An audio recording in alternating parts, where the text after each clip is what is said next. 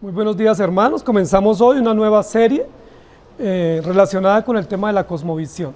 Durante muchos domingos estudiamos el tema del libro del profeta Jeremías y hoy comenzamos una nueva serie relacionada con las creencias y con la forma de ver la vida y la forma de interpretar y vivir las cosas que Dios nos ha enseñado. Hoy vamos a hacer una leve introducción relacionada con ese tema que lo hemos titulado La fe que vence al mundo. Va a ser una serie de aproximadamente un semestre estudiando sobre la fe que vence al mundo. ¿Cuáles son los pilares de la fe bíblica? Cómo comprender y ver la vida, cómo entender los diferentes aspectos de la vida y del obrar cristiano y cómo responder a él adecuadamente. Y yo quiero tomar como base para la introducción de esta serie sobre la cosmovisión cristiana adecuada el texto de Juan capítulo 17 versículos 11 y versículos 15 y 16 que dice: y ya no estoy en el mundo, mas estos están en el mundo, y yo voy a ti, Padre Santo, a los que me has dado, guárdalos en tu nombre, para que sean uno así como nosotros. No ruego que los quites del mundo, sino que los guardes del mal. No son del mundo, como tampoco yo soy del mundo. Este es el texto de la oración de Jesús cuando estaba ya a punto de morir, orando por sus discípulos y haciendo una oración elocuente que tiene que ver principalmente con asuntos de cosmovisión. Tiene que ver con asuntos de desafío cristiano y ministerial de cómo ver el mundo y cómo vivir en el mundo y cómo reaccionar frente a las circunstancias y los desafíos del mundo sin ser parte de él. Jesús mismo oró: no son del mundo, pero guárdalos mientras están en el mundo. Y ese es básicamente el desafío que tenemos todos los creyentes. Aunque estamos en el mundo, no somos del mundo. Y es un título o una premisa supremamente interesante, un poco filosófica, que Jesús abordó en este texto. Y es el título que yo he puesto para la introducción a esta serie. Estamos, pero no somos. Estamos en el mundo, vivimos en circunstancias específicas, en realidades políticas y económicas específicas, claras y concretas, pero no somos de este mundo. El apóstol Pedro va a decir: somos extranjeros y advenedizos, o somos transeúntes o pasajeros en este mundo. No podemos vivir o convivir de acuerdo a como el mundo vive, no podemos asimilar sus prácticas o sus enseñanzas o sus presuposiciones, porque nuestros postulados o nuestras premisas de fe y de conducta son supremamente diferentes a las premisas de fe y conducta del mundo. Nosotros tenemos presupuestos de vida, premisas de vida, principios de vida y de fe totalmente diferentes a los que el mundo cree, enseña y promueve. Estamos, pero no somos. Y esa es la serie que nosotros vamos a desarrollar durante el próximo semestre. Estamos en el mundo, pero no somos del mundo. No nos debemos parecer al mundo, ni debemos vivir como él. Un teólogo contemporáneo escribió y dijo con relación a esto: nosotros asimilamos las presuposiciones de la familia, de la vida y de la conducta como un niño se contagia rápidamente de sarampión. Y es un dicho supremamente interesante con relación a la cosmovisión. Es decir, lo que él está diciendo es: nosotros tenemos tanta predisposición como creyentes a asimilar las prácticas y los desafíos contemporáneos de la vida, que es rápidamente que nos contagiamos de esas cosas pecaminosas y mundanas como si fueran apetecibles o como si fueran loables. Son muchas las preguntas que nosotros tenemos frente a la vida. Yo quiero introducir esta serie haciendo algunas preguntas que probablemente usted y yo nos hacemos y que el mundo en general se hace. Una pregunta que el mundo se hace con relación a cosmovisión es: ¿por qué hay todo o por qué existe todo de la nada? No es posible que todo exista de la nada, ¿sí? No es posible que todo se originó sin tener una causa o primaria de materia, sino que tiene que existir algo inicial y lo cual se haya transformado. ¿La materia es eterna o existe por el espíritu o por una energía impersonal?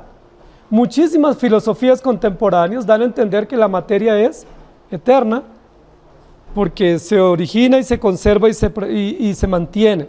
¿Cómo explicar nuestra naturaleza humana? Es otra pregunta que nosotros nos hacemos y que muchas veces ronda en nuestra mente y en nuestro corazón. ¿Somos una tabla en blanco? ¿Nacemos en blanco? ¿Nacemos buenos y la sociedad nos corrompe? Esos son principios de cosmovisión que se tienen y que muchos de nosotros probablemente en algún momento hemos pensado. Nuestros hijos nacen buenos, ¿de dónde a dónde ellos se han tornado malos o rebeldes o contrarios a la voluntad de Dios? ¿Qué enseña la Biblia con relación al propósito de la vida? ¿Tiene la vida un propósito? ¿Tiene una razón de ser, un sentido y un significado? ¿Cuál es el propósito, el sentido y el significado de la vida? ¿Cuál es la razón de nuestra existencia? ¿Para qué estamos aquí? La Biblia nos va a responder esa pregunta y nos dice que fuimos creados a su imagen y a su semejanza y que existimos única y exclusivamente para la gloria de nuestro Señor, de nuestro Creador. ¿Cómo se determina lo que es bueno y lo que es malo? Esa es otra pregunta que muchos de nosotros probablemente nos hemos hecho en algún momento. ¿Cómo saber lo que es bueno? ¿Cómo saber lo que es correcto? ¿Cómo saber lo que a Dios le agrada y lo que le desagrada? ¿Quién determinó eso? ¿Quién estableció lo correcto? ¿Quién estableció lo que agrada? ¿La ética que nosotros tenemos es relativa? ¿O la ética del individuo es medida por las situaciones? ¿Puede ser interpretada subjetivamente? ¿Está determinada? ¿O cada quien la puede determinar a su libre árbitro? Son preguntas que nos hacemos y la sociedad se hace con frecuencia. ¿Dónde está la fuente del conocimiento de la vida y de la existencia?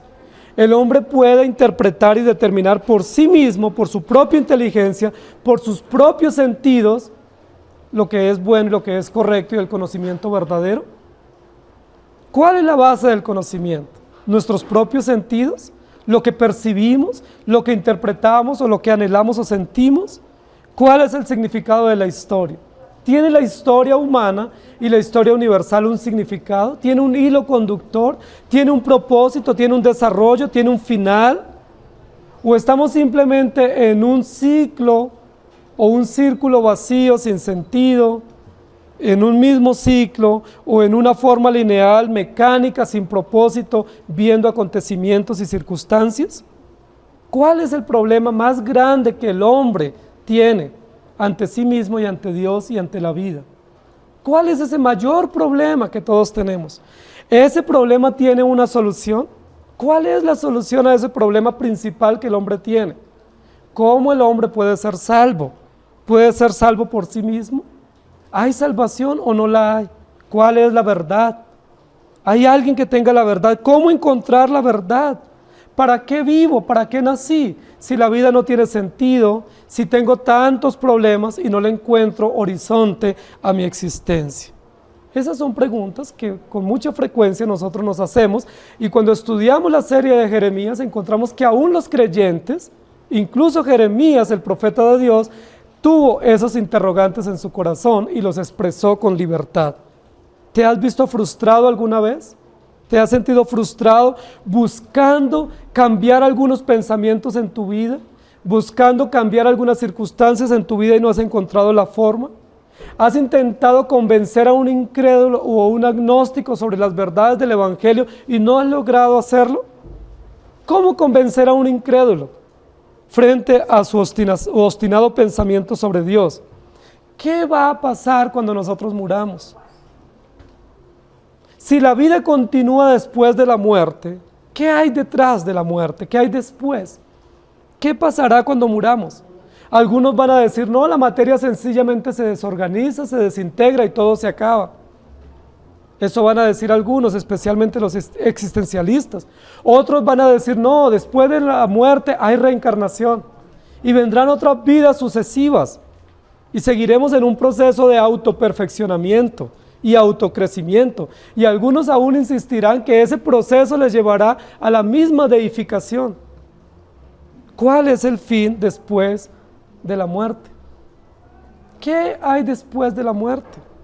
¿Cómo saber y cómo responder a todas esas preguntas que probablemente están en nuestra mente y en nuestro corazón y están en el ambiente de la sociedad?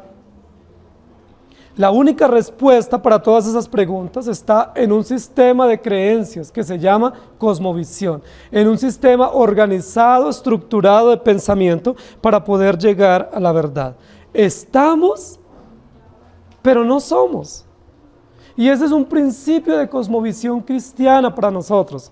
Estamos en este mundo, pero hemos sido redimidos por Jesucristo, por lo tanto no pertenecemos a este mundo, no somos ciudadanos de este mundo, estamos, pero no somos.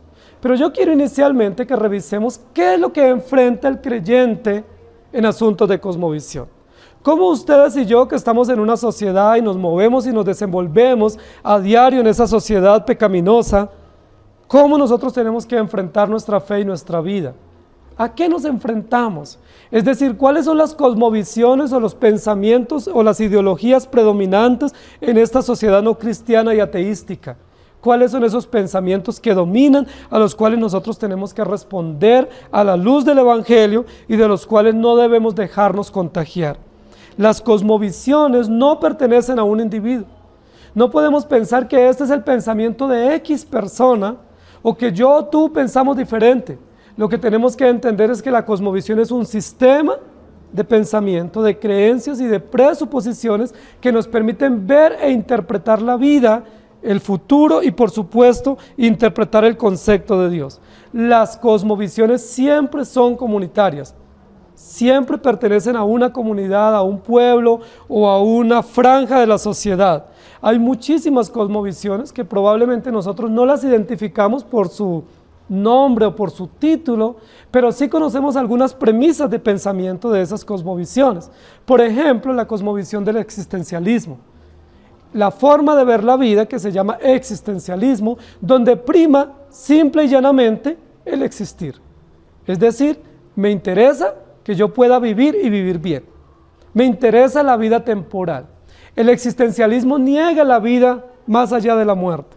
El existencialismo niega un creador, niega la moral cristiana, niega a Cristo como Señor de la historia y solamente vivimos en el ya y en el ahora y no hay más después de allá. El existencialismo es una forma de ver la vida simplemente enfocados en el ya, en el ahora, en lo que yo vivo, creo, pienso y deseo, pero sin trascendencia, sin futuro, sin esperanza, sin continuidad. El existencialismo es una de las cosmovisiones contemporáneas muy tristes, muy trágicas, muy sin sentido. El existencialismo es come y bebe, porque no queda más. El existencialismo es comamos y bebamos, porque morimos y todo se acaba. No sé si han escuchado personas diciendo eso. A uno lo único que le queda es lo que come y lo que goza. Eso es existencialismo. A mí el único placer es lograr lo que yo quiero. Mi única intención es realizarme como persona y lograr mis sueños, los sueños de mi vida. Eso es existencialismo. Lamentablemente el pensamiento cristiano está permeado por existencialismo. Muchos de nosotros estamos interesados solamente en nuestro propio bienestar y en nuestro bienestar temporal y pasajero basado en las cosas materiales. El existencialismo está muy ligado al materialismo. Es decir, la razón de mi vida es lo que yo poseo, lo que yo tengo y lo que pueda disfrutar de esas cosas materiales. Las cosas me dan placer, me dan sentido. Vamos a ver jóvenes enfocados en esa filosofía, logrando aceleradamente o velozmente conseguir cosas, porque sienten o creen que esas cosas les dan estatus, les dan placer y les dan dignidad y son las que definen el sentido y el significado de su vida. Hay otra cosmovisión que es supremamente trágica, que gran parte de los jóvenes de nuestra sociedad la está siguiendo, y es el nihilismo. El nihilismo es una cosmovisión supremamente trágica, que dice la vida no tiene sentido, la vida no tiene propósito, la vida no tiene razón, la vida no tiene orden moral, la vida no tiene diseño, la vida es fatal, la vida es triste, la vida es sin propósito. La mayoría de los jóvenes de las universidades hoy son nihilistas. Por eso ellos quieren llamar la atención tatuándose su cuerpo, quieren llamar la atención con su peinado, con su ropa, con su música, mostrando que la vida no tiene ningún sentido, no hay ningún propósito, no hay ningún valor trascendental, no hay ningún valor moral, no hay un Dios eterno a quien rendir cuentas, mi cuerpo no es templo del Espíritu Santo, yo hago con él lo que quiera, la vida no tiene sentido. Lo que tú hagas o dejes de hacer no le importa a nadie, eso solo te importa a ti. Nihilismo puro.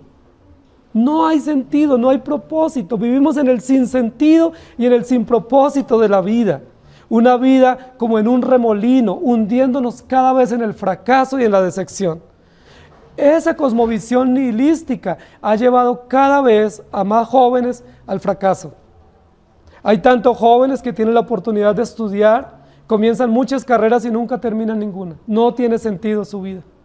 Hay muchísimos jóvenes sumidos en la droga, en el alcohol, en la prostitución, sumidos en una música de rebeldía, llamando la atención porque dicen mi vida no tiene sentido. Y aún más allá, muchos de esos jóvenes están quitándose la vida, porque la vida no tiene sentido. Yo no le encuentro razón a mi existencia, yo no le encuentro propósito a la vida.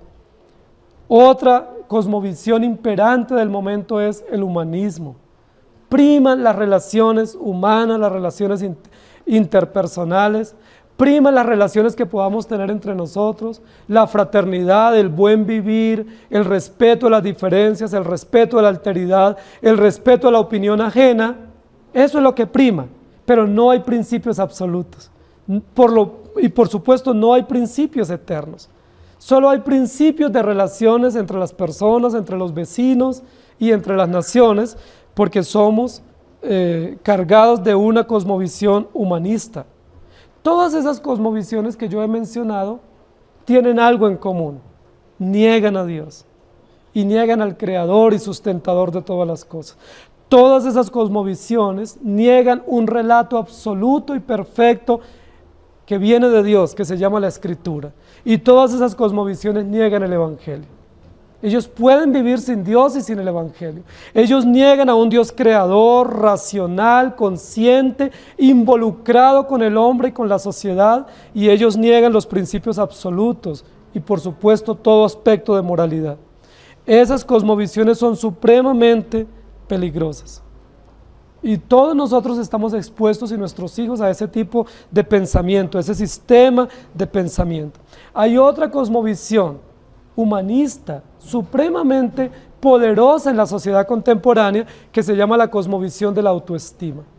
Es decir, tú tienes valor, tú vales mucho, pero la estima te la das tú mismo, la dignidad y el honor tuyo te lo das tú mismo, tú eres importante. Y tienes que hacer que los demás te vean importante y tienes que mostrar que eres digno y importante y honroso y todos te tienen que respetar. ¿Qué prima en esa cosmovisión de la autoestima? Tú debes sentirte bien contigo mismo. No importa lo que tú hagas o lo que tú creas o piensas, la cosmovisión de la autoestima dice, tú debes sentirte bien con tus propias elecciones. Elige lo que tú quieras y siéntete cómodo, porque tú eres libre y tienen todos que respetar tu forma de vida y tu forma de pensar. Es una cosmovisión contemporánea, ¿cierto? Nuestros hijos en las escuelas y en los colegios se ven abocados a ese tipo de cosmovisión. Y lamentablemente muchos consejeros pseudocristianos han caído en esa forma de consejería. Piensa bien de ti, tú eres muy importante y Dios está a favor tuyo porque tú eres valioso para Él. ¿Te han dicho eso alguna vez en algún púlpito? Cosmovisión de autoestima.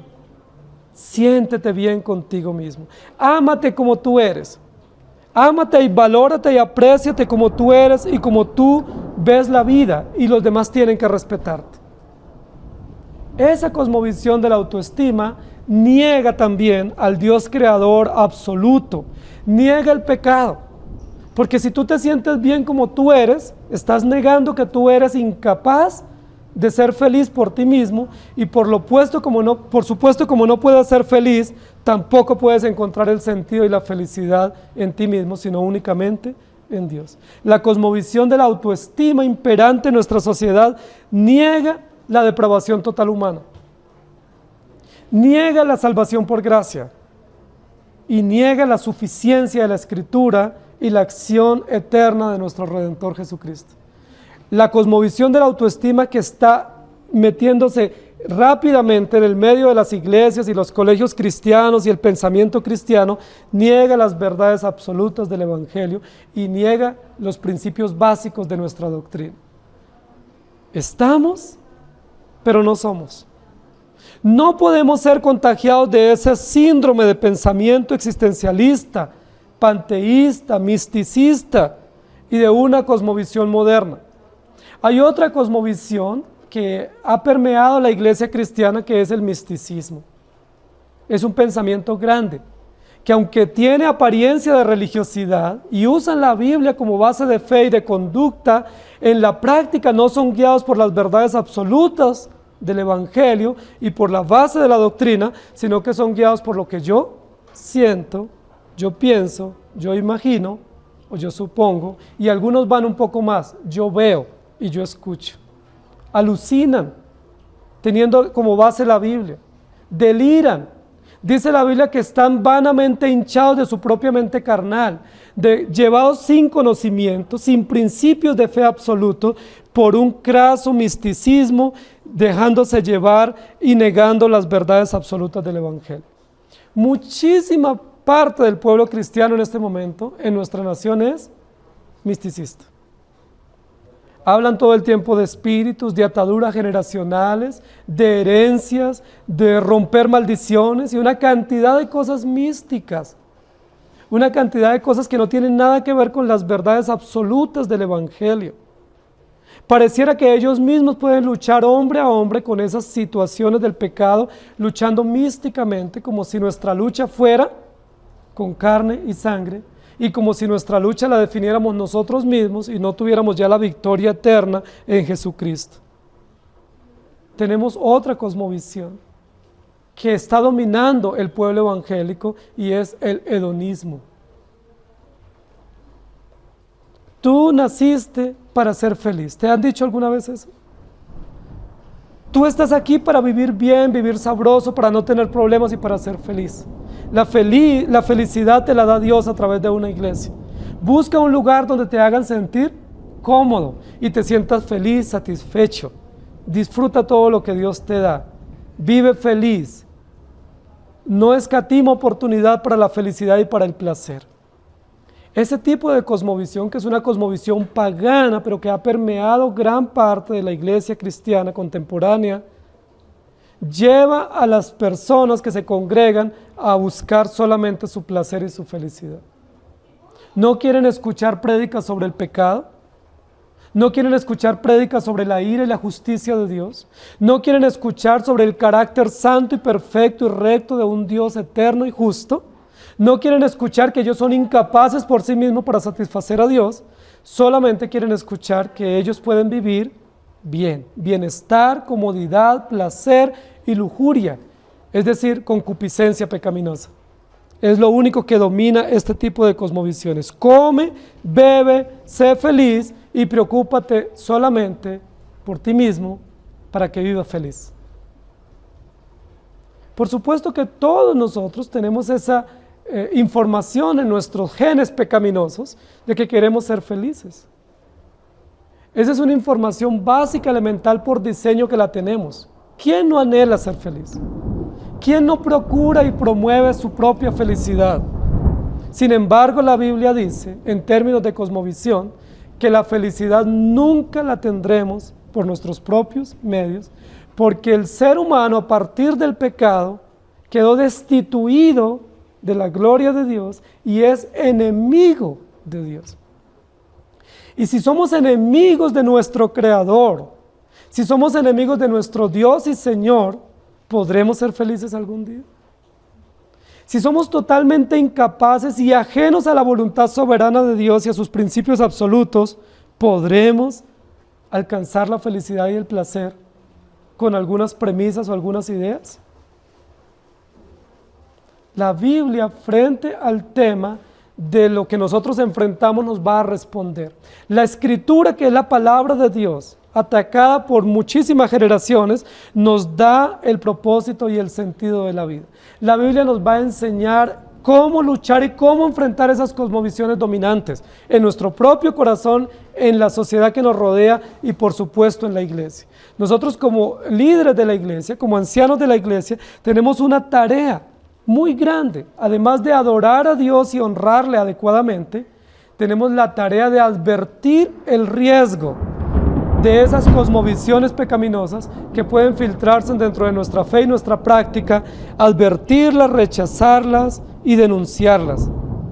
Nosotros somos producto de un Dios creador. Somos producto de un Dios amoroso y justo. Nos creó a su imagen y semejanza. No somos producto de la casualidad. No somos producto del azar o del olvido. Nos creó a su imagen y semejanza, pero nos creó con propósito, con razón y con sentido. Dios no solamente es el creador absoluto, sino el sustentador y proveedor de todas las cosas. Dios no creó y se fue y abandonó. No sujetó la creación y al hombre a leyes naturales o secundarias para que caminen por ellas. Nos sujetó bajo principios absolutos y eternos, nos dio su palabra, nos dio a Jesucristo, envió a su Espíritu Santo para que ustedes y yo podamos vivir con propósito, con sentido y con significado en nuestra existencia en esta tierra. Estamos, pero no somos.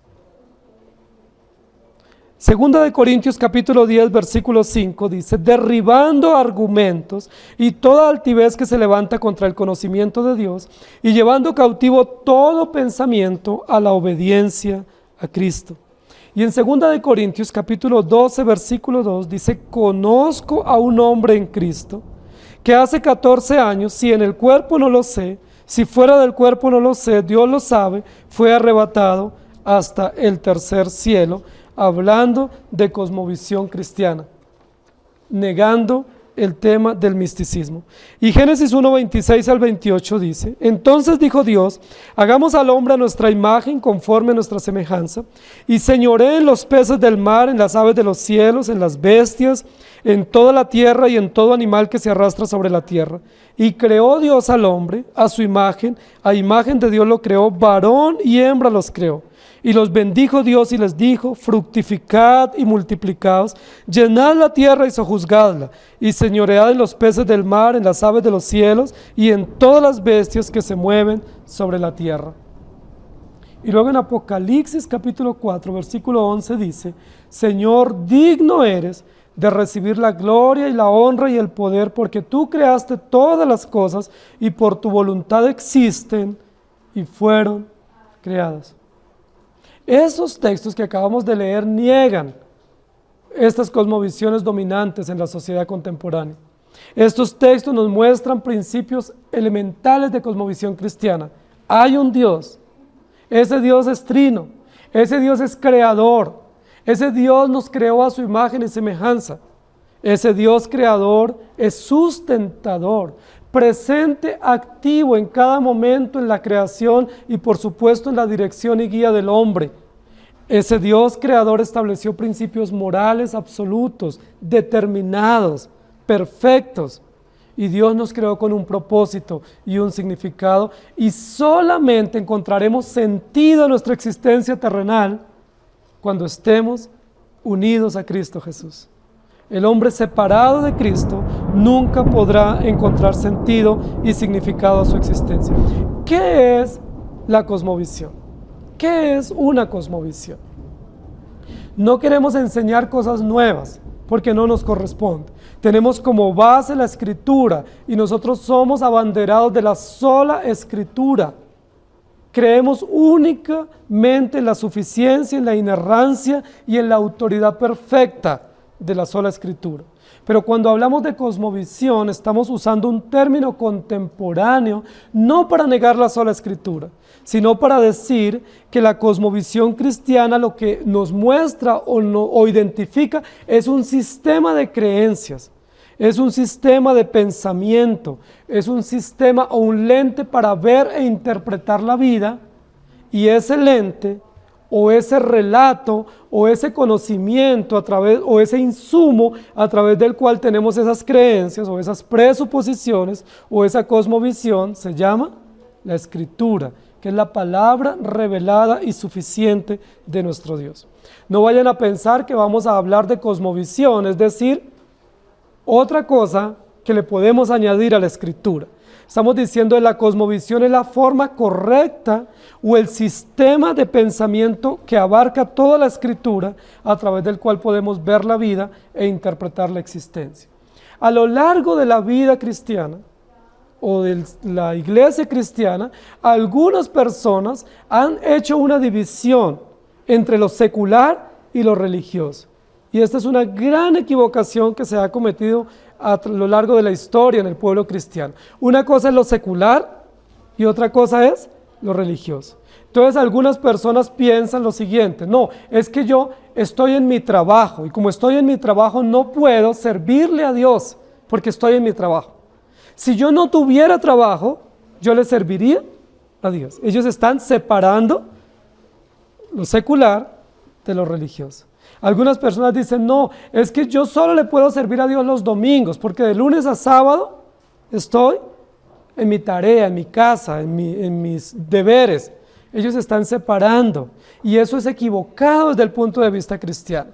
Desde el punto de vista de nuestra doctrina, nosotros creemos que así como la escritura es una sola y la vida es una sola, también nuestra fe y nuestra práctica es una sola.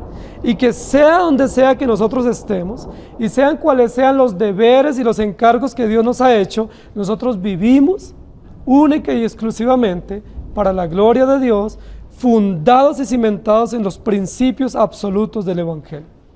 Eso nos comienza a dar un horizonte diferente. Eso nos comienza a dar una perspectiva diferente de cómo ver la vida. Porque nosotros tenemos la tendencia a decir: no, el gobierno es malo, pero la iglesia es buena. O el colegio y la escuela es mala, al menos que sea un colegio cristiano.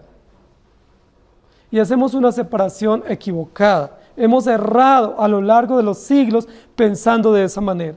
No podemos pensar así. Tenemos que entender que Dios nos puso en esta tierra y que todas las cosas y los estamentos Dios los diseñó para su propia gloria, y donde quiera que Él ponga un creyente, ese creyente debe vivir para la gloria de Dios. Sea en la escuela, sea en el trabajo, sea en la sociedad, sea donde quiera que Él se mueva, Él debe ver la vida y entenderla e interpretarla a la luz del Evangelio. Nuestros razonamientos no pueden ser separatistas, viendo aspectos en contra del reino de Dios y aspectos positivos del reino de Dios. Es decir, una esfera donde el mundo es gobernado por Satanás y otra esfera donde Dios gobierna. Dios es gobernador absoluto de todas las cosas. No importa si los gobiernos son corruptos o no, Dios gobierna sobre las naciones. No importa si los jefes en las empresas son corruptos o no, Dios gobierna y dirige las empresas y las instituciones humanas porque Dios es soberano, dueño absoluto de todas las cosas, creador y preservador de todas las instituciones. En ese sentido, podemos decir que no podemos estar en contra de la política, porque aún el sistema político y el recurso político es provisto por Dios. Que no podemos estar en contra de la tecnología, porque la tecnología hace parte de una provisión de Dios y del pensamiento y de la ciencia que Dios ha dado al hombre para desarrollar cosas e instrumentos para la gloria de Dios.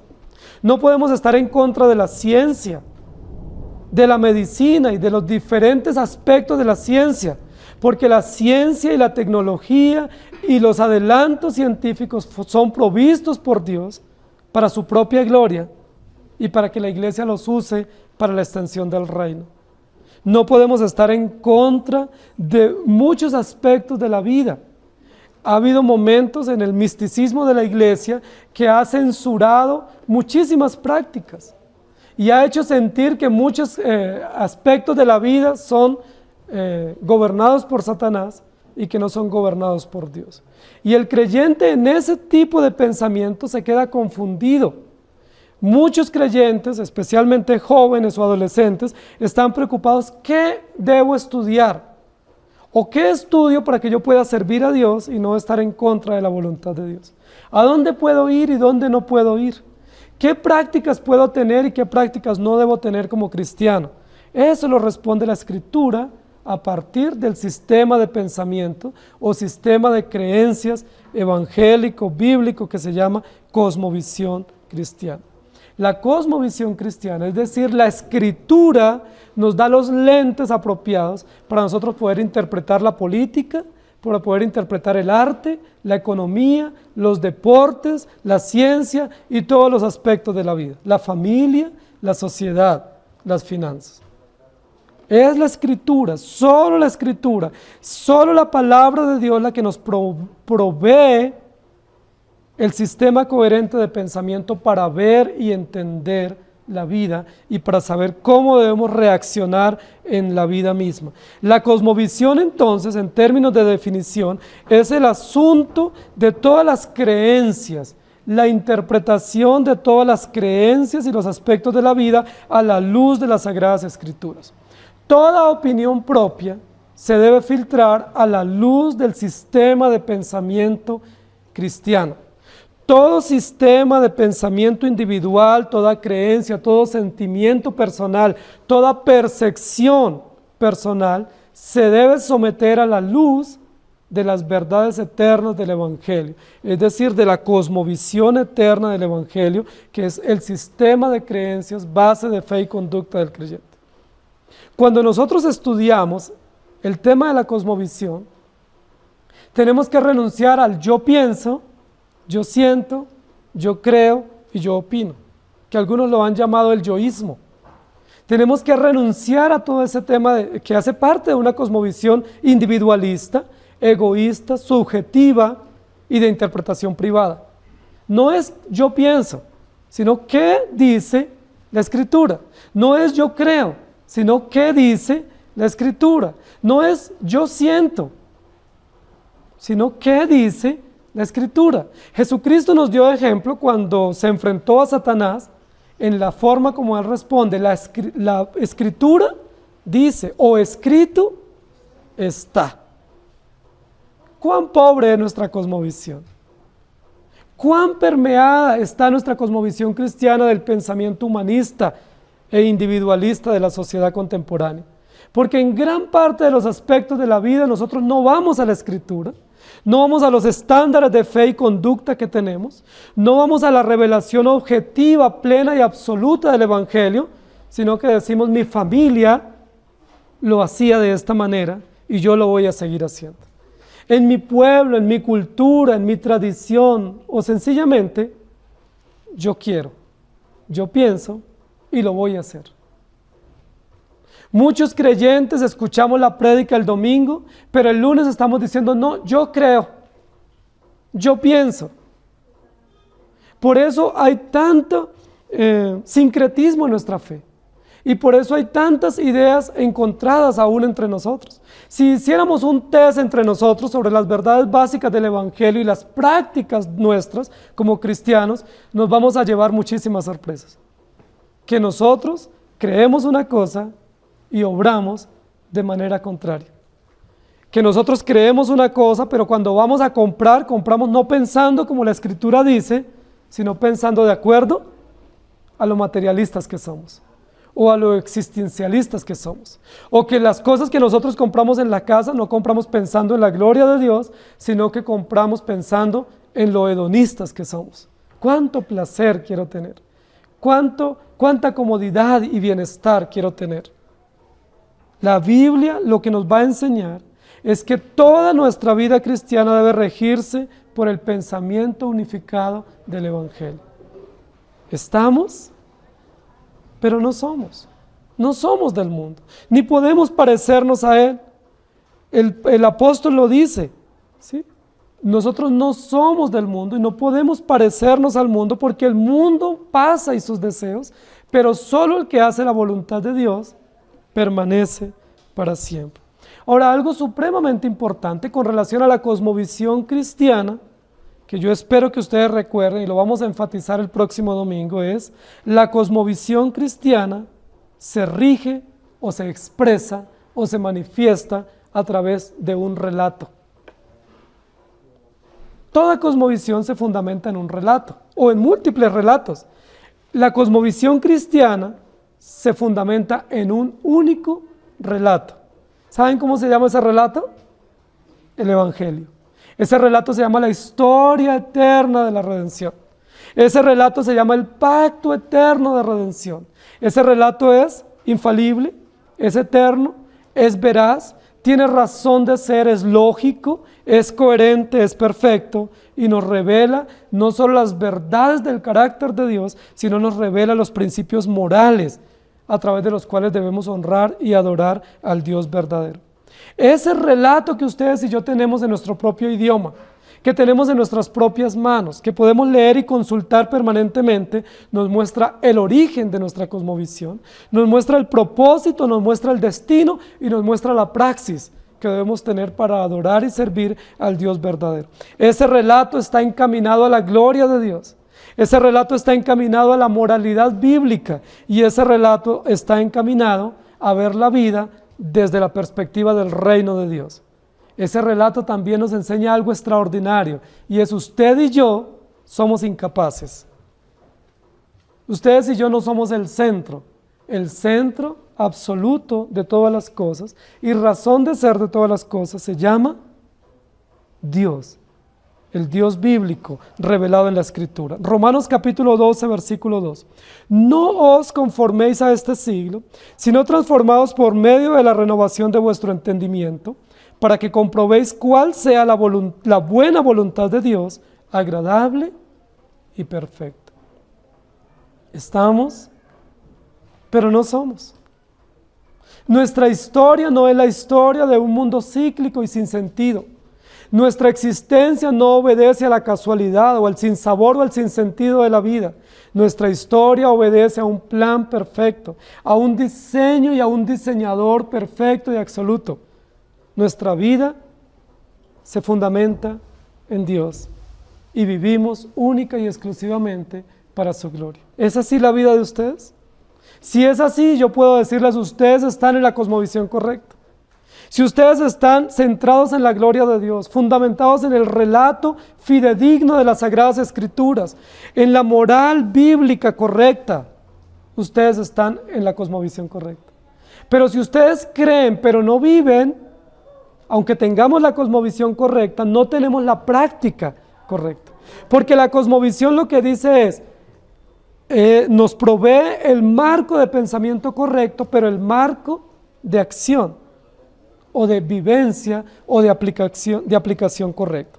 ¿Cuáles son algunas razones, queridos hermanos, para nosotros poder tener un marco de pensamiento unificado o una base de creencias establecido? ¿Cuáles son algunas razones? ¿Por qué es importante? ¿Por qué es importante tener un sistema de pensamiento unificado? ¿Por qué es importante tener unas creencias unidas y que todos defendamos y creamos y caminemos en la misma dirección? ¿Por qué eso es tan importante? Luego no es importante que cada uno piense como quiera. Luego no es permitido que yo voy a la iglesia y vivo mi vida a mi manera, o yo tengo fe a mi manera. ¿Por qué es importante? Bueno, es importante primero porque Dios dijo eso. La Biblia dice que todos debemos tener un mismo sentir y un mismo pensamiento. Que todos debemos ver la vida de la misma manera como Dios la ve. Porque si no, no estamos dando testimonio que pertenecemos a un mismo cuerpo y que tenemos por Dios a un mismo Padre. Cuando tenemos diversos modos de ver la vida. En segundo lugar, es importante que tengamos un sistema de pensamiento unificado, porque es la manera como podemos como iglesia influenciar a un mundo en tinieblas. Es la forma que como iglesia, como cuerpo, podemos presentar la luz radiante del Evangelio e impactar a una sociedad en tinieblas. Cuando nosotros tenemos diversos modos de pensamiento, no podemos cumplir la función que Dios estableció en Cristo Jesús para los creyentes y para la iglesia: ser sal y ser luz. Porque ¿cómo ser sal y ser luz si cada uno pensamos diferente? Si entre nosotros mismos no nos hemos logrado poner de acuerdo y todos no estamos caminando en la misma dirección, fundamentados en los mismos principios. Mateo capítulo 5, versículos 13 al 15 dice: vosotros sois la sal de la tierra. Pero si la sal se desvaneciere, ¿con qué será salada? No sirve más para nada, sino para ser echada fuera y hollada por los hombres. Vosotros sois la luz del mundo. Una ciudad asentada sobre un monte no se puede esconder, ni se enciende una luz y se pone debajo de un almud, sino sobre el candelero, y alumbra a todos los que están en casa. Hay una razón fundamental que tiene que ver con Cristo mismo, en el tema de la unidad de pensamiento y de creencias. Y tenemos un mismo Redentor, un mismo Señor y Dios, y tenemos una misma fe. ¿Por qué tenemos diferentes creencias y diferentes prácticas? Si tenemos un único Señor de la iglesia, una única cabeza eterna e invisible del cuerpo de Cristo, si hemos sido injertados en el mismo edificio espiritual universal, ¿por qué tenemos diversas prácticas? ¿Es problema de Dios? ¿Es problema del relato histórico que tenemos? ¿O es problema de nuestro propio corazón? ¿Cuál es el problema para que los creyentes, o cuál es la razón para que los creyentes no caminemos en el mismo pensamiento? ¿Cuál es la razón por la cual no tenemos las mismas creencias? Encontramos personas en las iglesias diciendo, no, yo sí creo en Dios, pero yo creo que Él es solo amor. No puedo creer que Él sea un Dios justo. Eso ya no es cosmovisión cristiana. Hay personas que dicen, yo sí creo en Dios y creo que Él vivió y murió y resucitó para nuestra salvación, pero yo no creo que Él haya hecho un infierno para condenar a los impíos. Me cuesta tanto trabajo pensar que Dios, tan bueno, tan cariñoso, tan especial como yo pienso que Él es, haya hecho un infierno para condenar al impío. Otros muchísimos hermanos nuestros dicen, yo sí creo en Dios y creo que la palabra de Dios es perfecta y es absoluta. Pero yo creo que Dios me dio libre decisión para yo decidir si le sirvo o no le sirvo y cuándo hacerlo o no y bajo qué condiciones. Yo sí creo en Dios y yo respeto la Escritura, pero yo creo que como Dios es un caballero, Él también me respeta mi punto de vista y Él me respeta mi opinión. Libre albedrío, que es una falacia filosófica. Queridos hermanos, las razones para tener una cosmovisión es que el relato es único. Tenemos un mismo relato, y ese relato que ustedes y yo tenemos en nuestras manos, que ha sido grabado en nuestro corazón, de principio a fin nos muestra a Cristo. Único y verdadero camino de salvación, única esperanza eterna de redención. Ese relato nos muestra a la saciedad desde el comienzo hasta el final que ese único y perfecto Redentor fue provisto no a causa del pecado, sino a causa del decreto eterno de Dios, para la gloria de Dios, para su propio plan perfecto y para, en su infinita bondad, como un valor agregado, injertarnos como parte de su pueblo. No somos el centro del universo. La cosmovisión cristiana nos muestra que una razón de tener un pensamiento unificado es batallar contra nuestro propio orgullo, contra nuestra propia rebeldía y contra nuestro propio punto de vista. Yo pienso y yo creo que estoy en lo cierto. La cosmovisión cristiana nos protege de aceptar nuestra propia opinión como válida y de poner nuestra propia interpretación al nivel de la verdad eterna de Dios. La cosmovisión o el sistema de creencias unificados nos protege de la maldad de nuestro propio corazón, de la rebeldía de nuestra propia interpretación y de nuestro propio punto de vista, y nos lleva a sumergirnos única y exclusivamente en la verdad eterna del Evangelio. La razón por la cual muchos dicen que no tienen la oportunidad de creer o que están muy confundidos es porque estamos divididos en nuestra forma de pensamiento y en nuestra forma de vida. ¿Se ha preguntado usted por qué hay tantas iglesias? ¿Se ha preguntado usted por qué hay tantas doctrinas? ¿Se ha preguntado usted alguna vez si la doctrina que usted tiene es la verdadera o no es la verdadera? Es probable que a veces nos preguntemos, bueno, la doctrina mía es muy organizada, muy estructurada, muy lógica, pero ¿es la doctrina que da resultado? ¿Es la doctrina que da fruto? ¿Es la doctrina que permanece y prevalece? Tanta confusión y tanta libertad de pensamiento ha llevado a esta situación caótica de muchas ideas sobre Dios, muchas interpretaciones sobre el Evangelio y muchas prácticas con relación a ese único y perfecto Evangelio. La pregunta es, ¿muchos tienen la razón? Si yo pienso diferente y tú piensas diferente, ¿tenemos los dos la razón? ¿O uno de los dos tiene que estar equivocado? Si la verdad es subjetiva y está determinada por las circunstancias, por la interpretación individual o por la percepción personal, entonces todos tenemos la razón. Pero si todos tenemos la razón, esa es una idea anárquica y caótica en la sociedad, porque no hay una razón absoluta y perfecta.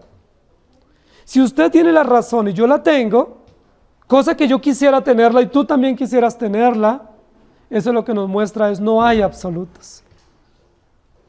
Y si no hay absolutos, no hay un Dios eterno y soberano. Y no hay un relato perfecto, fidedigno y sublime a través del cual regirnos. Entonces, ¿cuál es la verdad absoluta? Ni tú tienes la razón, ni yo tengo la razón. Ninguno tenemos la razón. Todos tenemos razonamientos necios, todos tenemos razonamientos subjetivos, razonamientos con motivos personales egoístas. Ninguno tenemos un razonamiento lógico y coherente. El único razonamiento perfecto viene de Dios y se nos es presentado y preservado a través de la sola Escritura. La razón por la cual necesitamos tener una cosmovisión clara es porque solo la palabra nos muestra el sentido y propósito de la vida y de la iglesia. No está a juicio de la interpretación individual de cada uno de nosotros. Esa cosmovisión cristiana no solo provee racionalidad, coherencia, perfección en principios morales, sino la cosmovisión bíblica cristiana provee sentido y significado a nuestra existencia. Y esa cosmovisión cristiana provee satisfacción. Dios sí nos satisface a través del Evangelio. Yo no soy satisfecho a través de mis propias elecciones o de mis propios conceptos, pero Dios, que es perfecto, que nos creó a su imagen y semejanza, que envió a su Hijo Jesucristo a perdonar nuestros pecados por infinita gracia, nos da sentido, nos da significado, nos da propósito y nos da satisfacción. Yo les pregunto, desde que Dios les ha permitido por su infinita gracia conocer el Evangelio, ¿su vida no ha cambiado? Desde que Dios reveló a Cristo en sus corazones por su palabra, ¿ustedes no le encontraron horizonte a su vida? Razón al sufrimiento, razón a las pérdidas, razón al pasado, al presente y sentido para el futuro. Desde que ustedes están en Cristo, ¿ustedes no viven con satisfacción la vida? No nos satisface ni una persona, ni lo que tenemos, ni lo que somos, ni lo que queremos. Nos satisface nuestro Dios y nuestro Señor. No es la palabra de Dios, como dice el salmista, como miel dulce a nuestro paladar, atractiva y deseable. Si así lo es, ustedes me están afirmando y están asintiendo a esta cosmovisión cristiana que no es absurda, sino que es perfecta. Da todo lo que el hombre pudiera anhelar y desear, pero no provisto por sí mismo, sino provisto por un Dios creador absoluto, Señor y Dios de la historia y de la vida. Queridos hermanos, hay tantas razones para tener pensamiento unificado, porque cuando tenemos un sistema de creencias unificados, somos invadidos de temor de Dios, de temor de reverenciar su santo nombre y de ceñirnos a las normas eternas, no solo de la moral, sino también de la vida. Cuando tenemos un sistema de pensamiento unificado, somos protegidos de la neutralidad, de la ambigüedad, de yo no sé qué hacer, ¿sí? No tengo claridad qué hacer, es que yo no sabía. Porque cuando tenemos un sistema de pensamiento nosotros sí sabemos cuál es la verdad, sabemos cuál es el norte, cuál es el horizonte y sabemos cuándo no nos sometemos a ese horizonte. Y sabemos cuándo estamos rebeldemente actuando en contra de esos principios establecidos por la Escritura. El tema de neutralidad moral es un tema de libre arbitrio, que no existe en la historia bíblica. El tema de neutralidad moral lo que dice es, no, tú puedes elegir y estamos en un término medio y no hay mucho problema si te equivocas. No hay que rendir cuentas a un Dios que tiene un relato y unos principios de ley absolutos y perfectos. Da lo mismo si tú te equivocas o no. Da lo mismo si caminas en la dirección correcta o no. Al fin y al cabo, depende de ti. Tener una cosmovisión, tener una confesión de fe, tener unos lineamientos, unos estándares absolutos y unos estándares ceñidos por la palabra nos protegen, porque nos muestran el marco adecuado de la doctrina y de la práctica de la iglesia. Y quien no se somete a ella está en rebeldía a Dios. Quien no se ciña a ella no está neutralmente actuando, sino intencionalmente actuando al margen de esa razón absoluta. Jeremías capítulo 15, versículo 19 dice: por tanto así dijo Jehová, si te convirtieres yo te restauraré, y delante de ti estarás, y si entresacares lo precioso de lo vil, serás como mi boca. Conviértanse ellos a ti, y tú no te conviertas a ellos. Deuteronomio 28:13 dice: te pondrá Jehová por cabeza y no por cola, y estarás encima solamente y no estarás debajo, si obedecieras los mandamientos de Jehová tu Dios, que yo te ordeno hoy, para que los guardes y los cumplas. Y el texto de Juan 17, 15 al 18, de Jesús en su oración: no ruego que los quites del mundo, sino que los guardes del mal. No son del mundo, como tampoco yo soy del mundo. Santifícalos en tu verdad, tu palabra es verdad. Como tú me enviaste al mundo, así yo los envío al mundo. Queridos hermanos, debemos reconocer nuestra gran debilidad para ceder con tanta facilidad a la cultura mundana.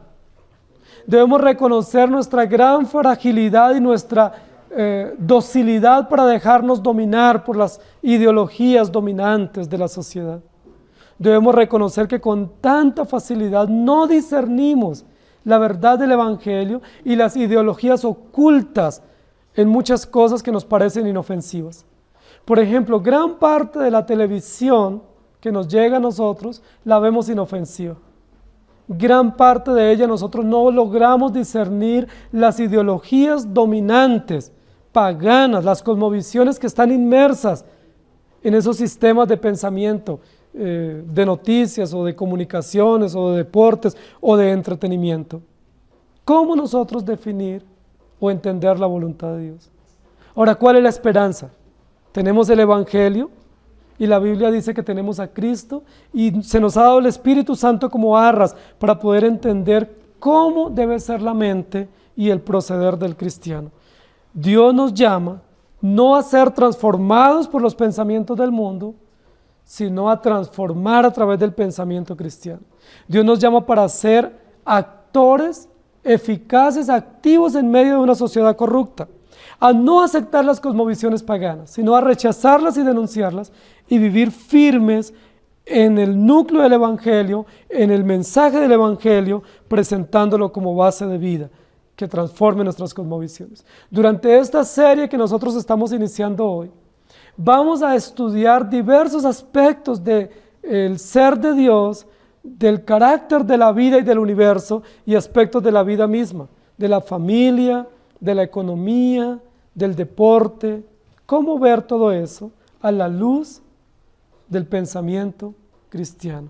O a la luz de la cultura cristiana, como llamarían otros, o de la cosmovisión cristiana. Por eso el título que le dimos a esta serie es La fe que vence al mundo. ¿Cómo enfrentarnos a un mundo lleno de pecados? Si no es a través de la fe, por el mensaje poderoso del Evangelio que transforma vidas y a través de la luz que transforma. Estamos, pero no somos. Efesios 1:3. En él también vosotros, habiendo oído la palabra de verdad, el evangelio de vuestra salvación, y habiendo creído en él, fuisteis sellados con el Espíritu Santo de la promesa. Y Filipenses 2:5. Haya pues en vosotros este sentir que hubo también en Cristo Jesús.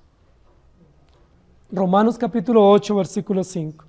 Porque los que son de la carne piensan en las cosas de la carne, pero los que son del Espíritu, en las cosas del Espíritu. Y este texto nos plantea una pregunta retórica. ¿En qué piensas tú?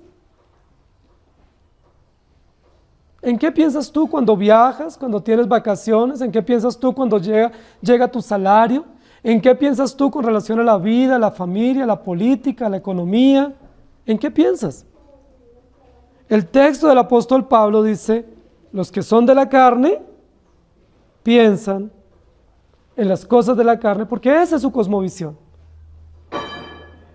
Piensan en su placer, piensan en su comodidad, piensan en su bienestar. Pero los que son del Espíritu, los que por gracia han sido transformados por el Espíritu Santo, solamente pueden pensar en las cosas del Espíritu.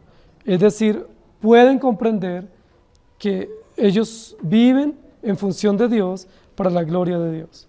Inclinen su rostro, por favor, y oremos. Amado Señor, gracias te damos por darnos la oportunidad de meditar un poco en qué desafíos tenemos en el mundo en el que nosotros estamos, en cómo es nuestra sociedad, en lo antagónica que es nuestra sociedad frente a los principios del Evangelio.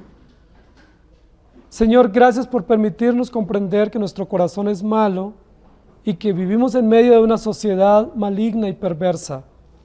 Tú la gobiernas, pero es una sociedad llena de maldad que quiere sacarte a ti de su mente y de su existencia y que presume vivir la vida sin ti.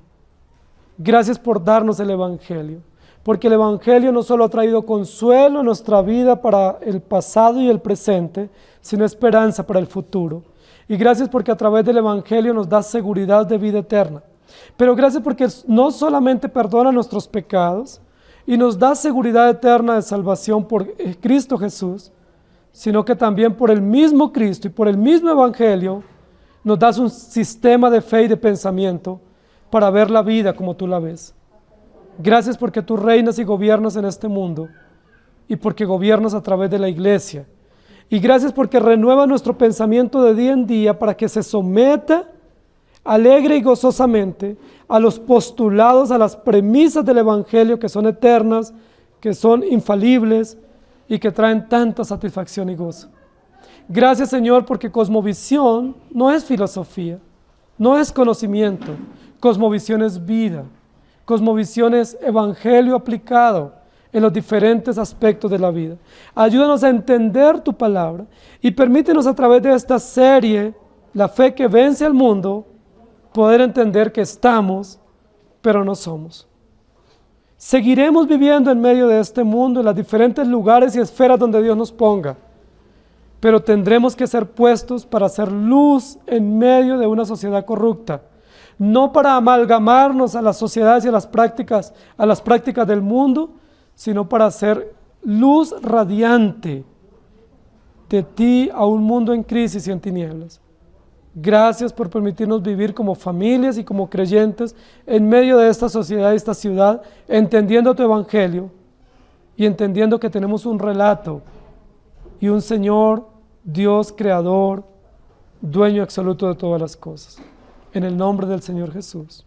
Amén. Que el Señor les bendiga.